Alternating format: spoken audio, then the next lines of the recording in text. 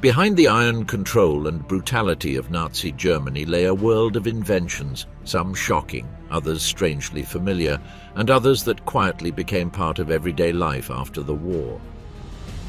It was not only about weapons or machines of destruction. These were innovations born of desperation, propaganda, and sometimes obsession. From sophisticated engineering to the most perverse scientific experiments, many of these creations still impact our modern world, although most people are unaware of their origin. One in particular helped fuel an army that barely slept, and the story behind it is as chilling as it is incredible. What was it that was invented in the shadows of war? The most unexpected inventions of Nazi Germany during the Second World War, Messerschmitt Me 262. The Messerschmitt Me 262, nicknamed Schwalbe, swallow, marked a turning point in the history of military aviation by becoming the first operational jet fighter in the world. This breakthrough represented a significant technological leap within the context of the Second World War. And although its development began even before the conflict broke out, its introduction into combat was hindered by multiple factors. From its early design phases, the Me 262 demonstrated revolutionary potential. It was capable of reaching much higher speeds than any other contemporary aircraft, which theoretically made it a formidable weapon. However, the path toward its production and effective use was plagued with difficulties. The jet engines, an incipient technology at the time, frequently failed and presented serious reliability issues. Added to this were the material limitations caused by the war, as well as a Nazi administration that often interfered in technical decisions for ideological or strategic reasons. One of the most damaging decisions was made by Adolf Hitler himself, who insisted that the Me 262 be used as a fast bomber, instead of fulfilling the role of interceptor fighter for which it had originally been designed. This imposition diverted resources, time, and unnecessary technical adjustments, further delaying its deployment. It was not until the year 1944 that the Me 262 began to soar through the European skies. Once in action, the Me 262 clearly demonstrated its capabilities. It surpassed in speed any Allied aircraft, which allowed it to attack and retreat with impunity in many cases. Its weaponry, composed of powerful cannons, gave it a clear advantage in direct combat, especially against heavy bombers. The pilots who operated it, though few in number, began to earn a fearsome reputation, managing to shoot down multiple Allied aircraft in aerial engagements. Its maneuverability, speed, and destructive power made it a threat that was difficult to counter. However, these individual successes were not enough to change the course of the war. The Me 262 arrived too late and in numbers too small to have a decisive impact. The chronic fuel shortage, lack of spare parts, logistical difficulties, and the clear numerical superiority of the Allied air forces severely limited its effectiveness. Many planes never managed to take off due to technical problems or bombing of the runways. Despite its potential, its direct contribution to the war effort was, in strategic terms, marginal. After the end of the conflict, however, the legacy of the Me 262 became more evident. The victorious powers captured several intact units, which were carefully studied by their engineers and pilots. The aerodynamic design of the Me 262, as well as its jet engines, notably influenced post-war aviation developments. Models such as the Soviet Union's MiG-15 or the United States F-86 Sabre, both protagonists of the Korean War, owe part of their inspiration to the innovations of the Me 262. In short, although its direct impact on the Second World War was limited by time and circumstances, the Messerschmitt Me 262 is remembered today as a symbol of the future anticipated. It represented a break from the technology of its era and opened the door to the jet fighter age. Its legacy extends beyond the skies of wartime Europe. It left a permanent mark on the development of modern military aviation. Pervitin. During the Second World War, a powerful and highly addictive drug played an unexpectedly crucial role in the military strategy of Nazi Germany. Pervitin, a methamphetamine developed in 1937 by the German pharmaceutical company Temmler. In its early days, this compound was promoted as a true chemical miracle. It was presented as a pill capable of eliminating fatigue, maintaining concentration, increasing energy, and allowing long periods of wakefulness without the need for rest. As it was available without a prescription in German pharmacies, its consumption quickly became popular among civilians, students, workers, and housewives, who used it to stay active during endless days. So enthusiastic was its reception that it even began to be included in everyday products, such as chocolate bars reinforced with methamphetamine, initially intended as energy sweets. However, its potential went far beyond recreational or domestic use. Soon, the high command of the German army realized its strategic value. In a Germany obsessed with speed, efficiency, and immediate victory, Pervatine fit perfectly with the logic of blitzkrieg. Initial trials were carried out with selected officers and military personnel, and their results were impressive. Soldiers showed almost superhuman physical endurance, marched for hours without sleep, and faced combat with a determination bordering on recklessness. Under its effects, fear diminished, judgment was altered, and exhaustion temporarily disappeared. The Wehrmacht soon institutionalized its use. In the invasion of Poland in 1939, the operation that marked the beginning of the conflict, Pervitin was already circulating regularly among army ranks. Between April and July of 1940, during the campaigns in Western Europe, the German armed forces distributed more than 35 million tablets of Pervitin among their troops. The stimulant became a regular part of combat gear, especially for assault units, tank crews, and paratrooper forces. It was administered in multiple formats, including the famous stimulant chocolates, designed to be quickly consumed at the front. This chemical strategy was fundamental to sustaining the pace of military operations that seemed superhuman. The Nazi troops advanced with overwhelming speed and aggressiveness, leaving their enemies disoriented and unable to respond. Allied soldiers, puzzled by the behavior of German combatants, began to describe Nazi paratroopers as unstoppable, reckless, and savage figures. It was as if they never got tired or scared, a perception that became part of the myth of the relentless Nazi soldier. But what from the outside looked like bravery was in many cases the direct result of the neurological alteration caused by the drug. The consequences, however, did not take long to appear. The constant use of Pervitin quickly generated physical and psychological dependence. As the conflict dragged on and the battles intensified, increasingly alarming symptoms began to appear.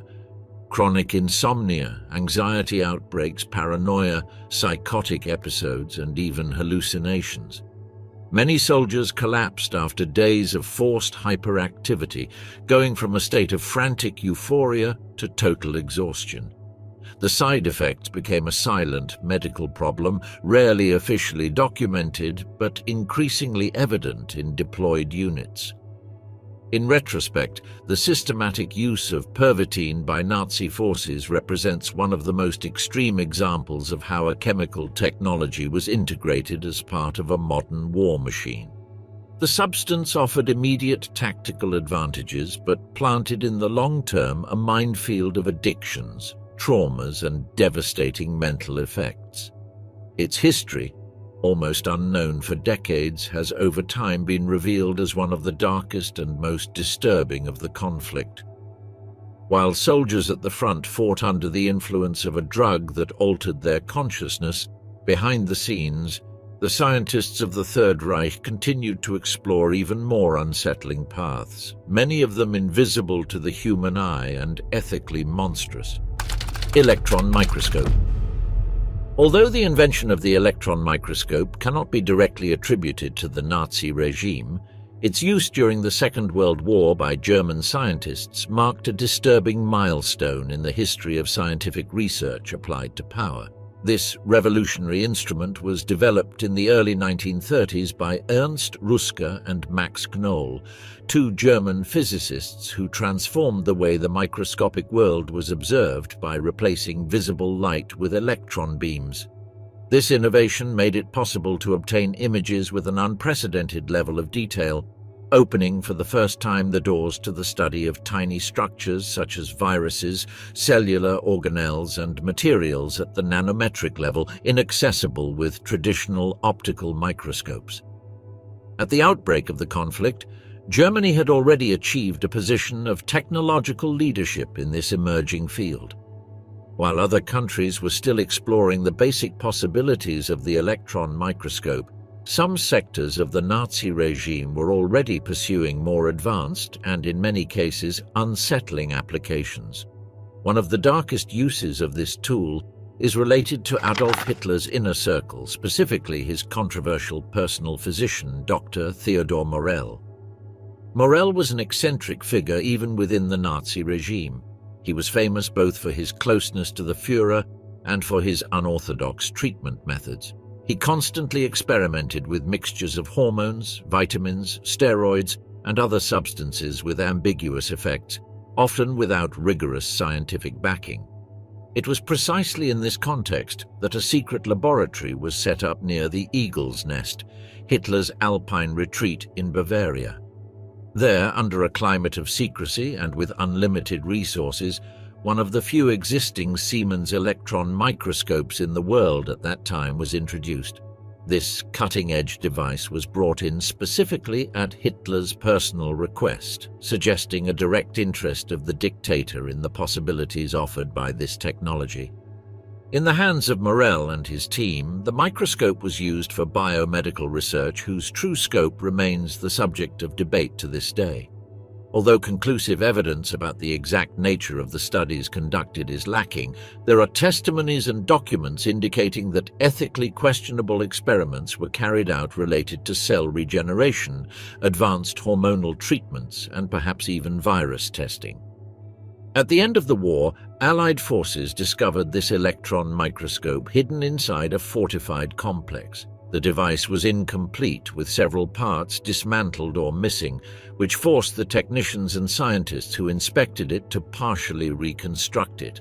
To do so, they used components from another different microscope, resulting in a kind of unique hybrid that later became part of the famous Billings microscope collection, preserved in a museum specializing in the history of medicine and science.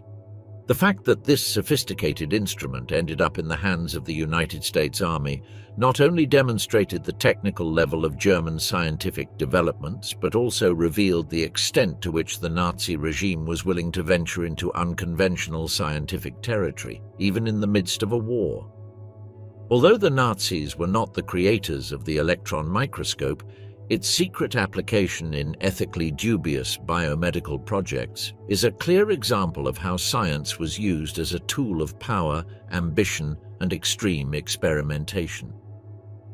This episode reminds us that many of the technological advances we consider essential today also have dark chapters in their history. Under the control of the Nazi regime, even the most promising discoveries could be distorted in the service of an ideology that did not hesitate to cross any ethical boundary in order to achieve its aims. The Volkswagen Beetle. The beloved Volkswagen Beetle, a symbol of practicality, nostalgia, and freedom in the 20th century, has a much darker and more disturbing historical background than its cheerful image suggests. Although millions of people fondly remember it as an accessible family car, its origin is directly tied to the ideological and propaganda-driven ambitions of Nazi Germany. In fact, it was conceived as part of Adolf Hitler's vision of a motorized nation, an affordable vehicle that any German family could acquire to travel along the new Reich highways. Inspired by the concept of a people's car, Volkswagen in German, Hitler personally commissioned its development, seeing in it not only a technical advancement but also a tool for social control and a symbol of National Socialist progress. Hitler intended to build the largest factory in Europe for the manufacture of the people's car. For this, access to a navigable waterway was required. A dedicated power plant was also necessary to supply both the factory and the new city. Hitler chose the town of Fallersleben on the banks of the Mittelland Canal. The location had been part of the county of Schloss Wolfsburg since the 14th century, property of Count von Schulenburg. According to Hitler's ideas, the factory was to have its own annexed city to house the workers and their families. To realize this dream, he turned to the renowned engineer Ferdinand Porsche, assigning him the task of designing a simple, efficient, durable, and inexpensive-to-produce car. However, it is worth noting that the design was not entirely original. Similar ideas about rear-engine, economical drive cars had already been proposed by engineers like Bela Baregni and Hans Ledwinka. The result was the KDF wagon, named after the Nazi slogan Kraft durch Freude, Strength Through Joy, a propaganda organization that promoted the well-being of Reich workers through leisure and consumption. In 1938, just before the outbreak of war, production of the vehicle began in a new plant built specifically in the city of Fallersleben, which would later be renamed Wolfsburg. Expectations were massive. More than 300,000 German citizens invested money in advance to obtain their vehicle, thrilled with the promise of individual mobility. But that promise was never fulfilled. With the beginning of the Second World War, industrial priorities changed radically. The Volkswagen plant was quickly converted into a military production facility, manufacturing utility vehicles for the German army, such as the Kübelwagen and the Schwimmwagen. Some of these were even adapted to operate on wood gas, a desperate measure in response to the growing scarcity of fossil fuels caused by the conflict. Thus, the people's car never reached the streets during the Third Reich. The collective dream of the buyers was betrayed, while the industrial machinery was turned to the war effort. Even more sinister was the use of forced labor, including prisoners of war and enslaved workers from occupied territories in the Volkswagen factories during this period. It was not until after the collapse of the Nazi regime that the design of the KDF wagon regained relevance, this time in a very different context. Under British administration after the end of the war, the plant was reactivated with the goal of producing civilian vehicles using the car's original design. What had been conceived as a propaganda symbol gradually transformed into an emblem of German economic reconstruction, and later a global icon of counterculture and individual freedom. Over the following decades, the Beetle spread throughout the world. It became the car of choice for students, artists, young families, and countercultural movements, especially in the 1960s and 70s. However, behind that new popular identity was hidden its original connection with totalitarianism, deceit, and war. Today, among the dense forests of Central Europe, rusted skeletons of the first Beetles can still be found, some marked with swastikas or Reich insignias.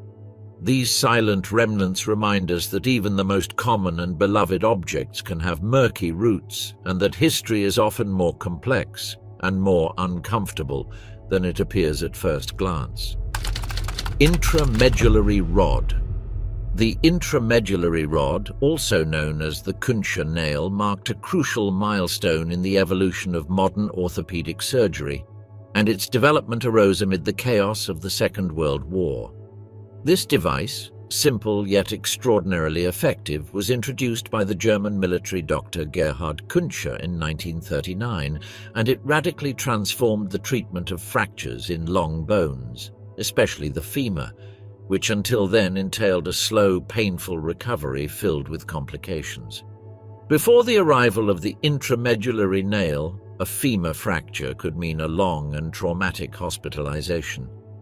Patients were confined to bed for months, immobilized with continuous traction or encased in body casts that not only limited their mobility, but also caused infections, thrombosis, and muscle atrophy. Recovery was so prolonged that many soldiers wounded in combat were left permanently disabled. Kuntscha's proposal completely changed this paradigm. Instead of relying on external techniques to keep the bone in place, he proposed inserting a metal rod directly into the medullary canal of the fractured bone. This internal structure provided immediate stability, allowed for precise anatomical alignment, and, most surprisingly for the time, made it possible for patients to begin walking in a matter of weeks, not months. It was a bold idea that clashed with traditional medical practices, but its impact was immediate among the war-wounded. The first versions of the Kuntscha nail were rudimentary, with triangular or V-shaped forms designed to fit into the bone without much sophistication. However, over time they evolved into a clover-shaped design, which significantly improved the distribution of forces and mechanical grip. Initially manufactured from steel, these rods were later made of titanium, a lighter, stronger, and biocompatible material that remains the standard in modern orthopedics. One of the initial design challenges was to prevent the bone from rotating around the rod, especially in spiral or complex fractures. To solve this, locking screws were introduced at both ends of the nail, which allowed for even more stable and effective fixation. This technical improvement made the intramedullary rod a viable option even for difficult fractures that had previously required multiple interventions. While the concept of implanting metals in human bones was not entirely new, metal nails have been found, for instance, in mummies from ancient Egypt, though likely placed after death.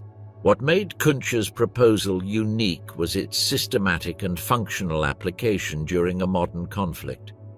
At a time when wartime medicine demanded quick and effective solutions, this invention became a vital tool to keep wounded soldiers off the battlefield for as little time as possible. Paradoxically, although its introduction occurred within the context of a totalitarian regime and a devastating war, the intramedullary nail transcended its wartime origins. After the conflict, its use spread rapidly around the world, being adopted in civilian hospitals and evolving into one of the fundamental pillars of contemporary orthopedic surgery. Over the decades, it has saved countless limbs, accelerated recoveries, and restored mobility to millions of people. Thus, what was born as an urgent necessity on the German battlefield ended up being one of the most important contributions to 20th century medicine. The Kuntscha nail is an example of how, even in the darkest moments of history, breakthroughs can emerge that transform human life for the better. The Volksempfänger. The Volksempfänger, known in English as the People's Receiver, was much more than a simple radio. It was a strategic tool designed to exert ideological control and shape the collective mind of the German population during the Third Reich. Conceived under the direction of propaganda minister Joseph Goebbels, this device was born with a very clear mission: to bring the voice of the Nazi regime to every corner of the country without interference, without divergent opinions, and without alternative possibilities. Unlike other radios of the time, meant to entertain, inform, and connect with the world, the Volksempfänger was specifically designed as a one-way medium for indoctrination. Goebbels understood that the power of radio was unmatched in its emotional and intellectual reach. For a regime obsessed with total control, it was essential that every German household have access to a single version of reality, the one that came from the microphones of the Third Reich. The main challenge was economic. In the 1930s, radio was still an unaffordable luxury for much of the population. That is why the design of a cheap, easy-to-manufacture and simple-to-use receiver was ordered. The result was a compact device built with inexpensive materials like bakelite and massively distributed at a subsidized price. With this, it was ensured that even the most humble sectors could own one. However, the technical design of the Volksempfänger revealed its true purpose.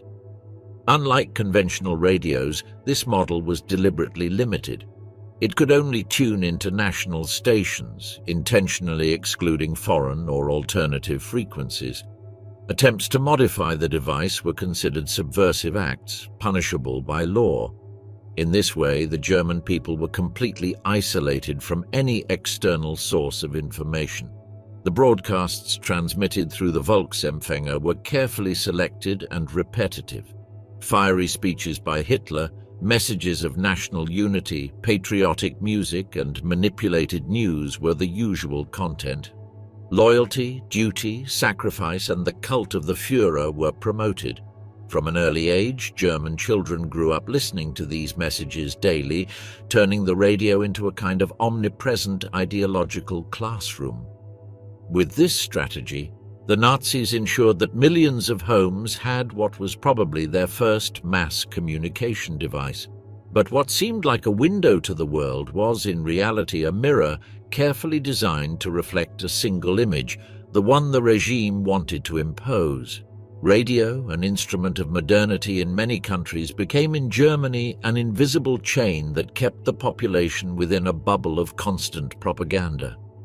During the war years, the impact of the Volksempfänger was so profound that it became a silent symbol of the power of media manipulation. Although it carried no bullets or explosives, its psychological influence was so effective that it complemented the regime's arsenal with a less visible but equally devastating force, that of directed thought.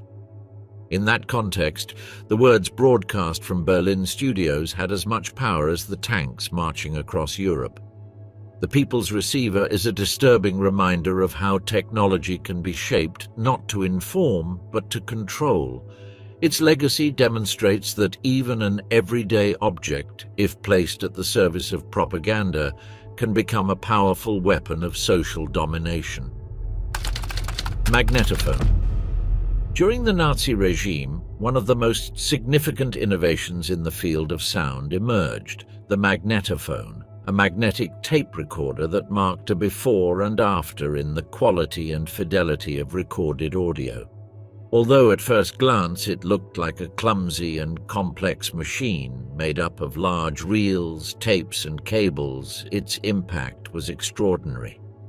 With it, Germany completely surpassed the rudimentary sound recording methods that had prevailed until then, ushering in a new era in audio production. The story of this technology begins with Fritz Fleumer, a German engineer who in 1928 devised a way to attach magnetic particles to strips of tape, an idea that laid the foundation for modern magnetic recording. Later on, German companies such as AEG and BASF took that innovation and turned it into a functional machine. The result was presented to the world in 1935 during the Berlin radio show under the name Magneettophone K1. It was the first time a device capable of recording and playing back sound with fidelity that challenged traditional recordings was shown. The Third Reich saw the propagandistic potential of the Magneettophone from the beginning. In the midst of the war, the device was strategically used to amplify Hitler's voice, broadcasting his pre-recorded speeches to different parts of the country simultaneously, which created the illusion that the Führer was everywhere. This illusion of omnipresence was carefully calculated and tremendously effective from a psychological standpoint. The ability to reproduce messages without losing quality was fully exploited by the Nazi propaganda machine. The most decisive technical advance of the Magneettophone came with the implementation of alternating current bias, AC bias, an improvement that significantly reduced background noise and produced recordings with surprising clarity. It was so precise that even sound experts of the time could be fooled. They often did not know whether what they were hearing was a live broadcast or a recording. By 1943, Germany had already built advanced recording studios where concerts, operatic pieces, and even pioneering stereo sound tests were being produced, a technology far ahead of its time. Curiously, the Allies paid little attention to this technology until the final stages of the conflict. It wasn't until they occupied German territory that they discovered the potential of the Magneettophone and were amazed by the quality of the German recordings. From that moment on, engineers and producers in the United States and other countries began to adopt and refine the technology, leading to the evolution of modern tape recorders and decisively influencing the music, radio, and television industries during the second half of the 20th century. Thus, an invention conceived in the context of a totalitarian regime and originally used as an instrument of manipulation and propaganda ended up, almost paradoxically, becoming a fundamental tool for cultural creation and mass communication. The surviving audio tapes from that era, many of which are still preserved today, represent not only a technological milestone, but also a sonic testimony to the power that audio has to influence collective perception. This legacy shows how even inventions born in the darkest environments can come to serve very different purposes over time. Olympic Torch Relay. The Olympic Torch Relay ceremony, one of the most emblematic and anticipated traditions of the modern Olympic Games, has a surprisingly dark origin. It was devised by the Nazi regime as part of an elaborate propaganda strategy for the 1936 Berlin Games. Although the Olympic flame originates from ancient Greece, the ritual of transporting it via a relay through several countries has no roots in classical antiquity. It was, in fact, an entirely modern invention designed to symbolically associate the Third Reich with the glory of Greek civilization and its ideal of racial purity, very much in line with the aesthetic and racial narrative promoted by Nazism. Adolf Hitler and his propaganda minister Joseph Goebbels understood that the Olympic Games were much more than a sporting event. They represented an international showcase to display the discipline, might, and supposed cultural superiority of the Nazi regime. The torch's journey from the heart of Greece to Berlin was conceived as a symbolic bridge between the cradle of European civilization and the rebirth that, according to the regime, was taking place under Hitler's leadership.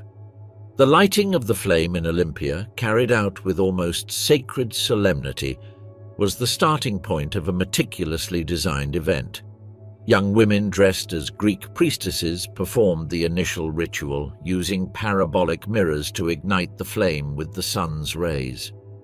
From there, hundreds of runners took turns carrying the torch along a route of more than 3,000 kilometers through various European countries, culminating in the Olympic Stadium in Berlin. The entire process was carefully filmed, photographed, and broadcast to generate a visual impact that evoked purity, mysticism, and historical continuity. However, behind the ceremonial splendor, the relay was a complex logistical feat. To ensure that the flame remained lit at all times, regardless of weather or terrain, special torches with wind and rain-resistant technology were designed, manufactured by German companies linked to the armaments industry. Every aspect of the event was designed not only to inspire the local public, but to impress foreign audiences with an image of order, modernity, and cultural grandeur. The historical irony lies in the fact that this tradition, conceived as a propaganda tool of one of the most oppressive regimes of the 20th century, was enthusiastically adopted by the world after the war. Starting in 1948, with the International Olympic Committee, IOC, taking full control of the ritual, the torch relay was stripped of its original purpose and redefined as a symbol of unity, peace, and international cooperation. Today, few are aware of its true origin, and fewer still pause to consider the contradiction between its inspiring present and its ideological past. This case powerfully illustrates how a deeply ideological creation can be absorbed by global culture, transforming into a universal symbol of hope and leaving behind, though never entirely erasing, the unsettling echo of its origin. Wehrmacht Einheitskanister, or jerry can. The modern metal canister, known internationally as the jerry can, is today an essential and ubiquitous tool for the storage and transport of liquids, especially fuels, in military, industrial, and civilian contexts. But its origin dates back to one of the darkest moments in modern history. It was an innovation that emerged in Nazi Germany at the end of the 1930s, conceived not as a tool of peace, but as a response to the logistical demands of blitzkrieg. Before its invention, armies around the world used rudimentary containers that were fragile, prone to leaks, and difficult to handle under pressure. This was especially problematic for mobile German troops, whose military strategy was based on rapid and continuous movement across long distances. Fuel, essential for tanks, trucks, and armored vehicles, needed to be stored and transported efficiently, safely, and without interruptions. In this context, engineer Vinzenz Grünvogel from the Müller Company developed the Wehrmacht Einheitskanister, the standard canister of the German army. This seemingly simple solution turned out to be one of the most brilliant logistical inventions of the Second World War. Manufactured from two precisely welded, stamped steel sheets, its design featured several key characteristics: impact resistance, rectangular shape for easy stacking, rounded corners to prevent fractures, a triple handle that allowed for multiple transport methods, and a special inner coating that prevented corrosion, protecting both the metal and the liquid inside. One of its greatest achievements was its operational versatility. It could be handled by a single person even under extreme conditions, allowed for quick pouring thanks to a wide spout with a flip-top cap, and could be used with a hose to extract fuel without lifting the entire container, saving time and vital energy on the battlefield. By 1939, thousands of these canisters were already in use within the Wehrmacht ranks, quietly but decisively contributing to the success of the Third Reich's initial campaigns. It didn't take long before Allied forces recognized its utility and copied the design, which they nicknamed jerry can, using the colloquial and derogatory term jerry for Germans. In an ironic twist of the conflict, the enemy's ingenuity became an indispensable asset for its adversaries as well. Since then, the canister has accompanied soldiers, explorers, humanitarian workers, and ordinary citizens to the most remote corners of the planet. Its shape has barely changed since then, demonstrating that some of the most enduring innovations of war are not necessarily weapons, but silent tools that make everything else work. In this case, it was fuel that moved the armies, and the canister, simple, robust, and perfectly designed, was the vessel that made it possible. Ultimately, this small industrial object embodies not only German technical ingenuity, but also a strange legacy of war. The ability of a military invention to survive the conflict that gave birth to it and become, by necessity, an integral part of civilian and global life. Particle board. Particle board, that humble material found today in desks, shelves, and wardrobes across half the world, was born of an urgent and grim necessity: the total shortage of resources in Nazi Germany during the Second World War. In a nation increasingly isolated, with its raw material reserves rapidly dwindling, engineers and manufacturers were forced to rethink even the most basic elements of their industry. It was in 1941 that Max Himmelheber, a Luftwaffe pilot and visionary inventor, proposed an ingenious solution to transform wood remnants, from sawdust and industrial shavings to fragments of destroyed houses and aircraft, into a new type of reusable panel. Although the idea of compacting wood particles already existed in rudimentary forms, Himmelheber's method marked a decisive advance in both efficiency and scalability.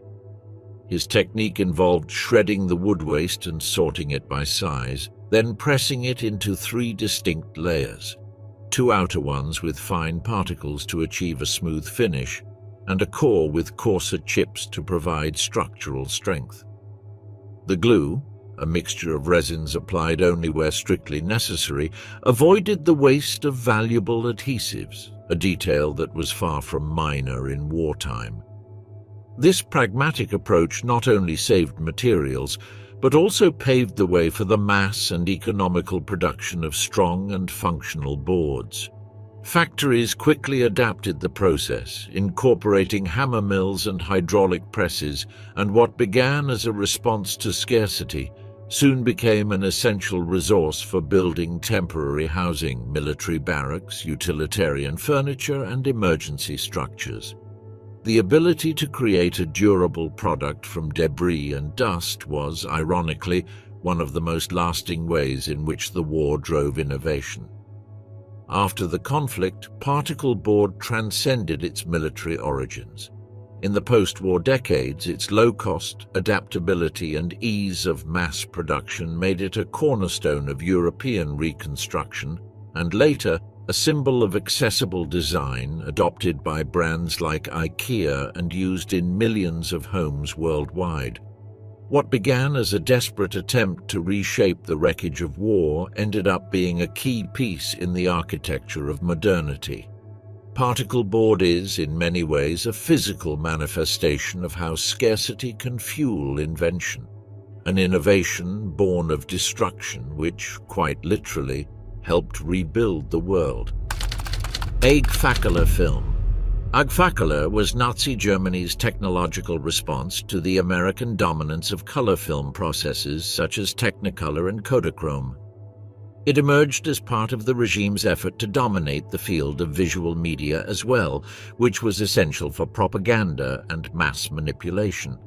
Created by the Agfa company, which was part of the massive chemical conglomerate IG Farben, the first version of Agakola appeared as early as 1932, but the decisive leap came in 1936 with the launch of Agakola Neo. Unlike the complex developing process of Kodachrome, which required multiple dyes and specialized laboratories, Agakola incorporated dye couplers directly into the layers of the film, making development simpler, cheaper, and more accessible. This technical innovation was crucial in facilitating color film production in Germany without relying on external or exclusive infrastructures. For Joseph Goebbels, Minister of Propaganda, making German cinema rival Hollywood in spectacle and emotion was a priority. This ambition materialized during the 1936 Berlin Olympic Games, when German cameras captured events in vibrant and realistic color for the first time, in contrast to the usual black and white imagery that predominated at the time. It was a resounding success that allowed the regime to project a modern, powerful, and unified image, making color cinema another tool in the Nazi propaganda machinery. During the war, the Agfa plant in Wolfen continued producing film not only for civilian use, but also for military and propaganda purposes, keeping innovation alive in the midst of conflict. Beyond the political context, the technical contributions of Agakola laid important foundations for the global development of color photography and film in the post-war period. After the defeat of the Third Reich, the Allies wasted no time in studying and adopting many of Agakola's technological advances, which influenced the evolution of the global audiovisual industry. Thus, Agakola is a prime example of how artistic and scientific innovation can be shaped to serve dark ideologies, blurring the line between creation, power, and manipulation in times of war. Radio-controlled missiles. Radio-controlled missiles are among the most surprising and technologically advanced wartime innovations developed by Nazi Germany during the Second World War. At a time when most countries were still focusing on conventional bombs and traditional artillery, German engineers were already exploring and refining remote-controlled weapons systems that seemed taken from the future, decades ahead of their time. The development of these weapons began to take shape in the late 1930s with pioneers such as Max Kramer, an engineer who led the first trials with remotely controlled bombs. His work was crucial in laying the groundwork for what would later become a revolutionary weapon: bombs dropped from aircraft that could be precisely guided by remote control via radio signals, thus transforming simple explosives into guided projectiles capable of striking specific targets with great accuracy. The technology behind these radio-controlled missiles was surprisingly sophisticated. Operators on the ground or in the air handled control devices that in their design and operation were not unlike modern video game controllers, with joysticks and buttons that allowed them to adjust the missile's trajectory mid-flight. Among the most notable guided munitions developed by the Germans were the Henschel H-293 and the Fritz X. The H-293 was a glider bomb equipped with a small rocket engine that provided greater range and maneuverability. It was dropped from bombers, and once in the air, an operator guided it to the target using radio signals.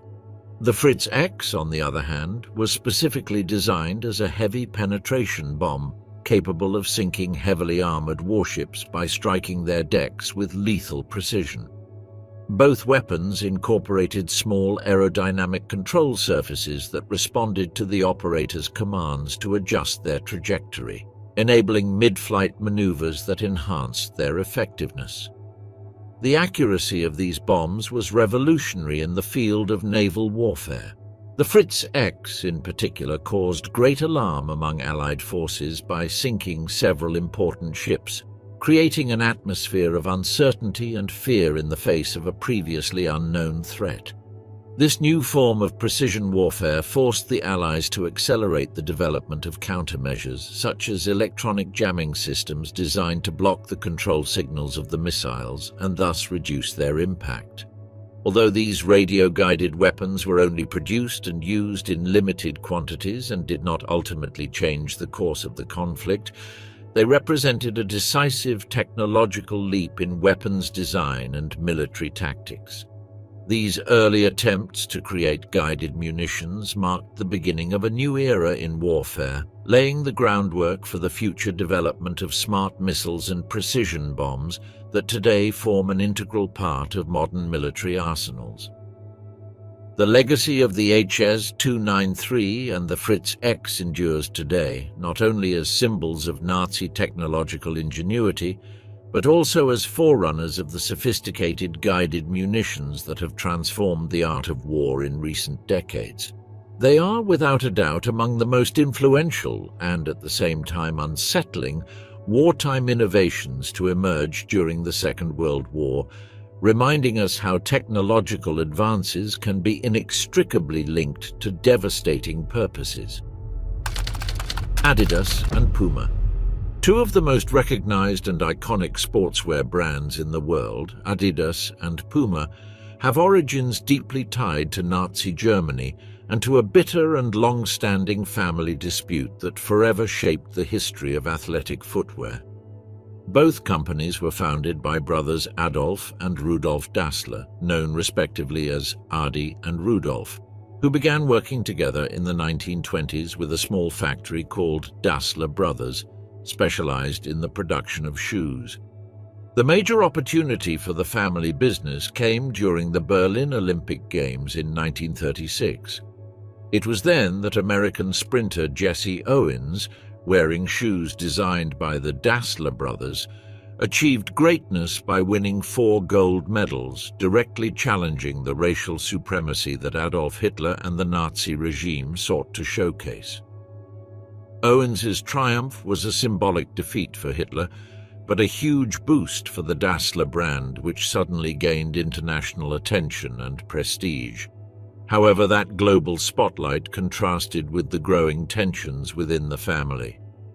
Both brothers became politically involved by supporting the Nazi Party, and during the Second World War their factory was partially repurposed to produce anti-tank weapons, showing how civilian industry adapted to the war demands of the regime. In 1943, Rudolf was sent to the front in Poland, and according to his own claims, his brother Adi had manipulated the situation to exclude him from control of the family business, which further deepened the rift between them. After the war, Rudolf accused Adi of having used the factory for military purposes and of being overly involved with the Nazi regime, trying to seize full control of the company. Nevertheless, Adi managed to retain leadership and decided to rename the company Adidas, merging his nickname with the word sports and beginning to forge a legacy that would transform the athletic footwear industry on a global scale. For his part, Rudolf, hurt and furious, did not give up. He founded his own rival brand, Puma, initiating a fierce business and personal rivalry that divided not only the family, but the entire small town of Herzogenaurach, where both had grown up. Families, local businesses, and even sports clubs aligned with one brand or the other, creating a rivalry that lasted for decades and deeply influenced the global market for sportswear and footwear.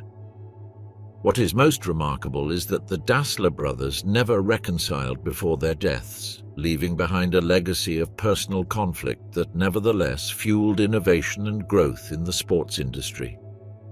This story is a clear example of how a private feud became a drama with political and social implications, and how the extreme conditions of war shaped the birth of two giants that, though born in times of conflict, thrived and defined the post-war and modern sports culture. Night vision devices.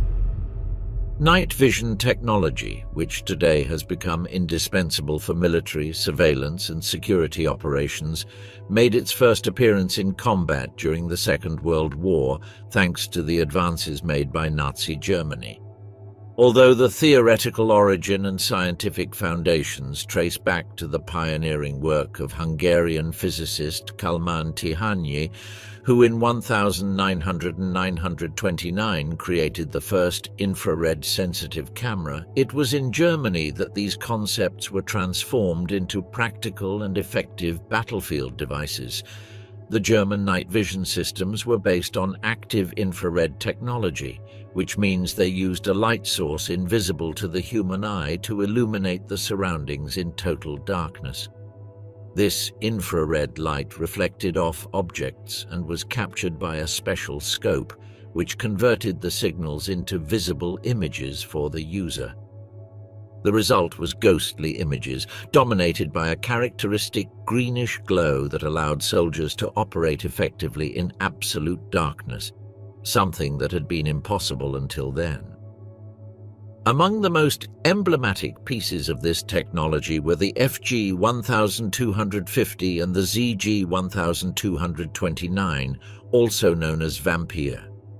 The FG 1250 was designed to be mounted on tanks, giving gunners the ability to fire accurately at night without compromising their position by illuminating the target.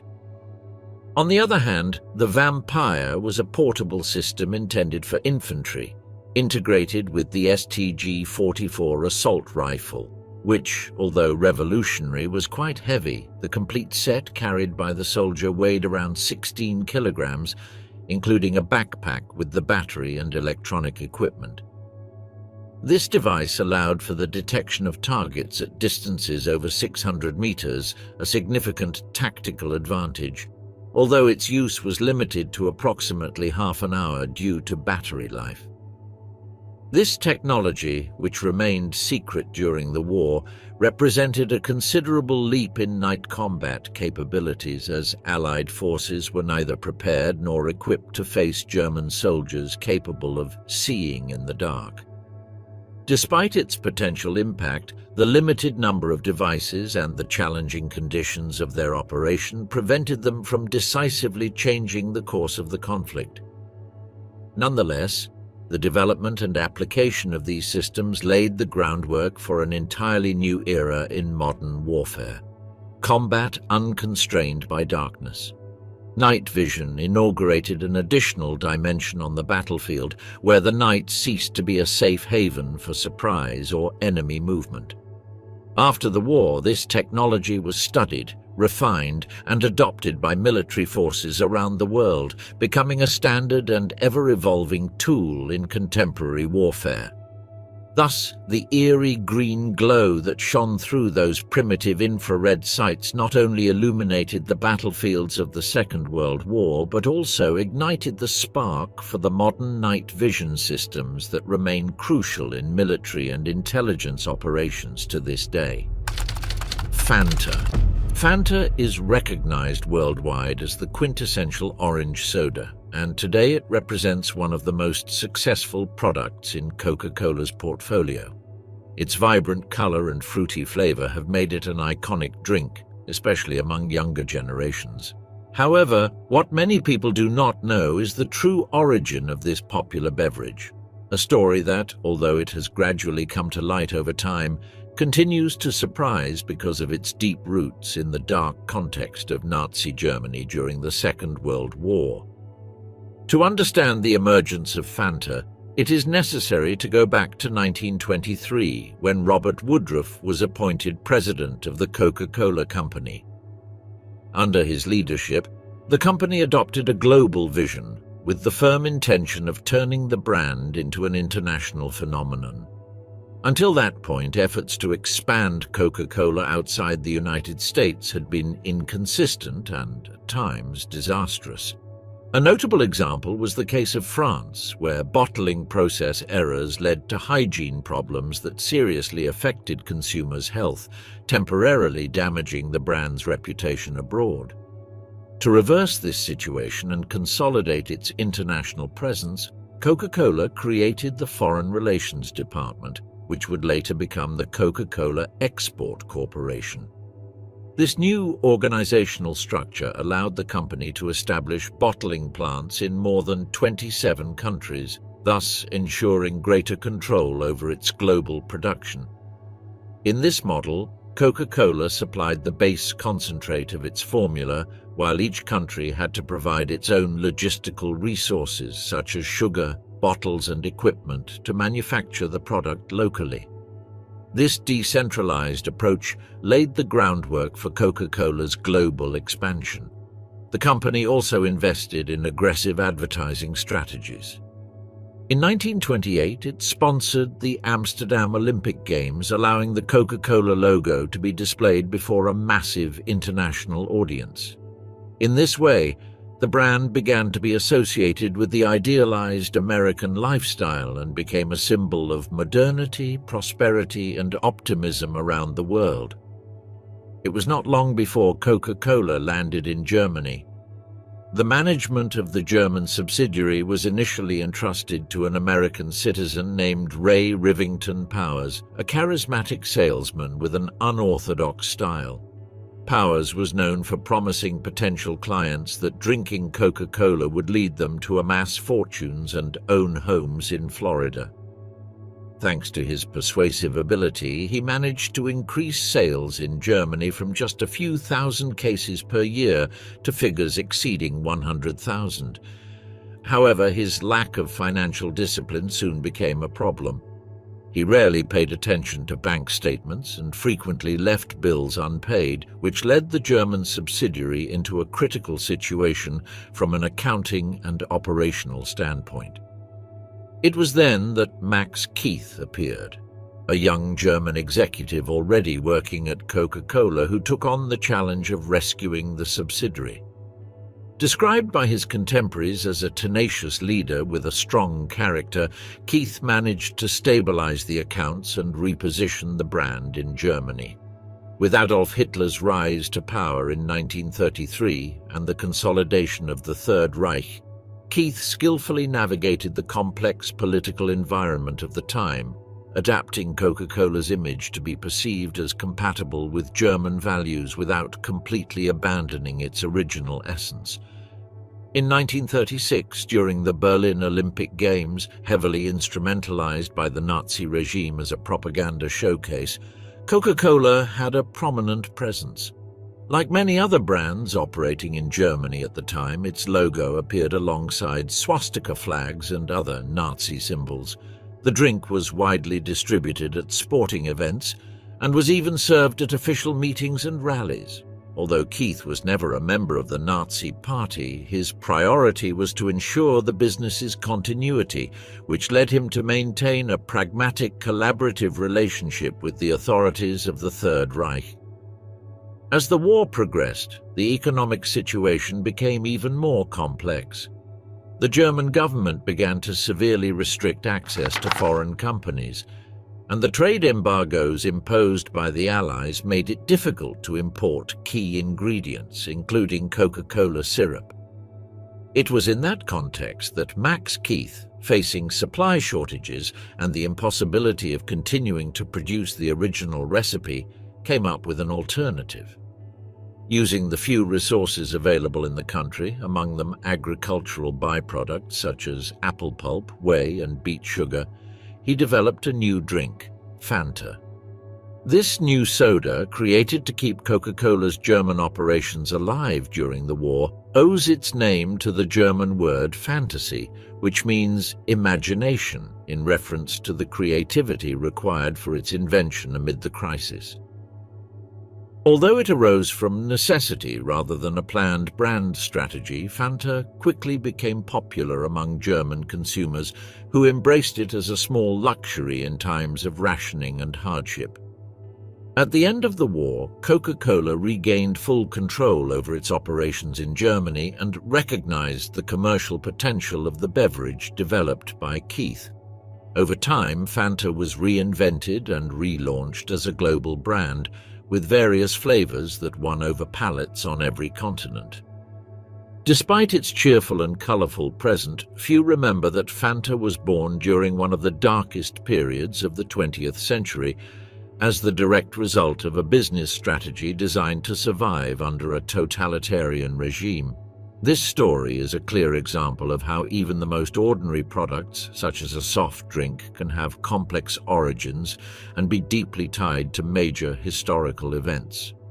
In the case of Fanta, its creation during the Second World War reveals how innovation can become a tool for survival in times of crisis. It also shows how, behind the seemingly harmless facade of modern marketing, there are often narratives marked by politics, necessity, and corporate adaptability in the face of extreme circumstances.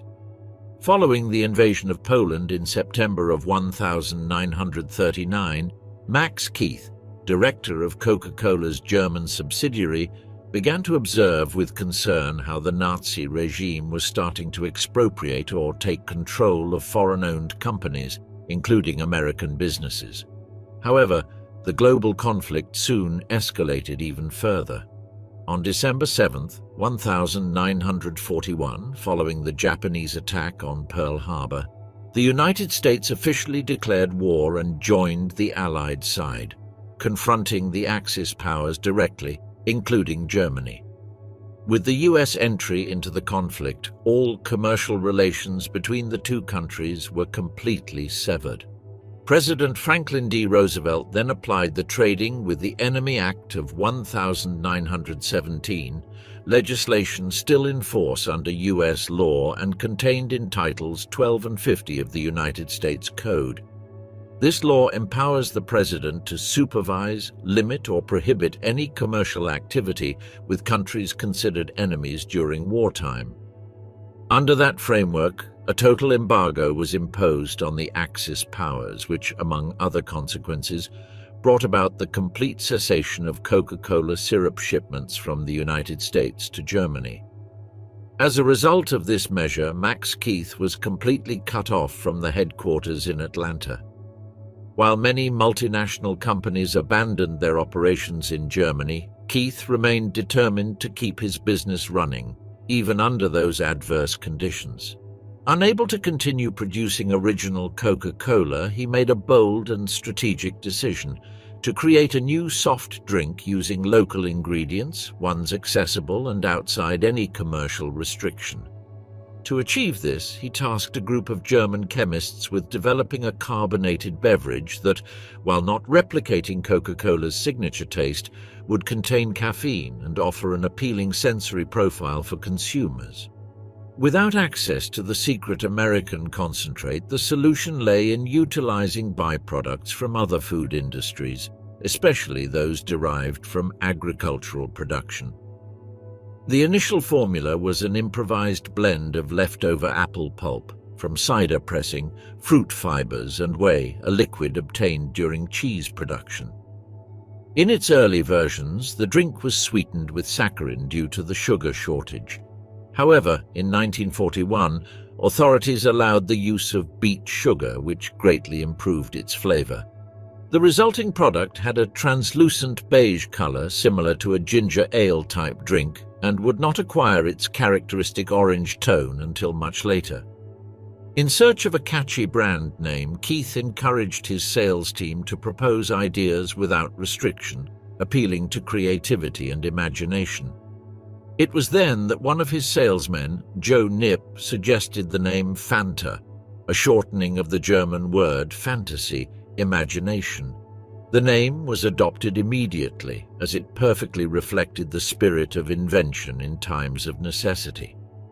Although born of scarcity, Fanta quickly became a resounding success. In a Germany subjected to rationing with limited soft drink options, the new beverage offered an attractive and sweet alternative. In fact, due to its high sugar content, Fanta managed to evade certain rationing restrictions and positioned itself as one of the sweetest products available in the German market. Its popularity grew rapidly. In 1943, sales reached 3 million cases. Curiously, not all that Fanta was consumed as a drink. In the context of widespread scarcity, many German families began to use it as a sweetener or flavor enhancer in cooking, adding it to soups and stews to improve the taste of rationed food. Its versatility helped establish it as a household staple. Taking advantage of his growing influence within the Nazi economic apparatus, Keith used his connections with the Third Reich to obtain a supervisory role over all Coca-Cola bottling plants in Germany and the territories occupied by the regime. Thanks to this strategic position, he managed to keep several subsidiaries operational, distribute Fanta across different regions of Europe, and avoid shutting down operations until the end of the war. In this way, the story of Fanta not only illustrates the capacity for corporate innovation under pressure, but also how industry adapts, sometimes questionably, to political regimes and wartime realities to ensure its survival. A product that today is associated with leisure, youth, and freshness was in fact born during one of the darkest stages of the 20th century, marked by ingenuity, scarcity, and the moral complexities of doing business during wartime. During the war years, Coca-Cola executives in Atlanta faced great uncertainty regarding the situation of their German subsidiary. Because of the conflict and the impossibility of establishing communication with Max Keith, genuine doubts arose as to whether he was still acting on behalf of the company or had aligned his interests with the National Socialist regime. However, it would be precisely Keith's silent and determined efforts that allowed Coca-Cola to resume production in Germany immediately after the war ended. A later report, commissioned by Coca-Cola itself and prepared by an independent investigator, was tasked with evaluating Max Keith's actions during the period of isolation.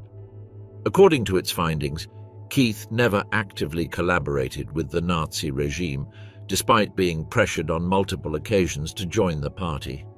Far from yielding, he maintained his refusal and even suffered personal hardship due to his stance.